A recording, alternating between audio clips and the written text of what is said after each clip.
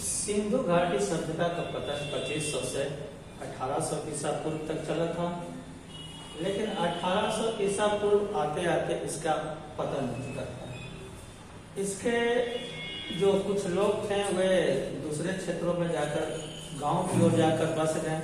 सिंधु घाटी सभ्यता में नगरों का पतन हुआ था, गांवों का पतन नहीं हुआ था। तो यहाँ के लोग गांवों में जाकर बस गए। इसके 200-300 ईस्वी के बाद आर्य लोगों का आगमन हुआ। आर्यों के आगमन की जानकारी हमें वेदों से प्राप्त होती है, इसलिए उनके सभ्यता को वैदिक सभ्यता कहा जाता है। वैदिक सभ्यता को दो भागों में बांटकर अध्ययन किया जाता है, ऋग वैदिक काल और उत्तर वैदिक काल।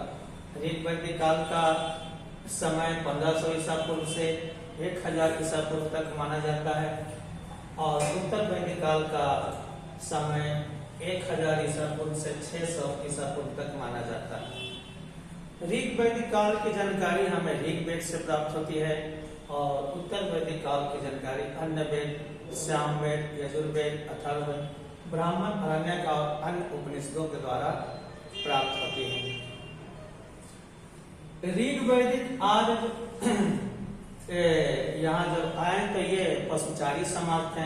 इनकी अर्थव्यवस्था का मुख्य आधार पशुपालन था। ये लोग पशुपालन पर ज्यादा ध्यान दिए और यहाँ के लोग कबीलाई प्रथा के थे, कबीले में रहते थे। कबीला को इस समय जन कहा जाता था, लेकिन उत्तर वैदिक काल आते आते ये कृषि आधारित समाज में, कृषि आधारित अर्थव्यवस्था में बदल गए। यहाँ उत्तर वैदिक काल की अर्थव्यवस्था का मुख्य आधार कृषि हो गया, इसलिए यहाँ पशुपालन द्वितीय पेशा हो गया और कृषि प्रथम पेशा में चला गया। यहाँ कबीलाई दो जन मिलकर एक नए जनपद का निर्माण किए, नए राज्य की अवधारणा इसी काल से आई थे। उत्तर वैदिक काल में ही राज्य की स्थापना पहली बार हुई थी। उत्तर वैदिक काल में अर्थव्यवस्था में परिवर्तन होने के कारण सभी प्रत्येक चीज में परिवर्तन आ गया। यहाँ के राजनीतिक व्यवस्था में परिवर्तन आया, यहाँ की धार्मिक स्थिति में परिवर्तन आया और यहाँ की सामाजिक स्थिति में भी परिवर्तन आया।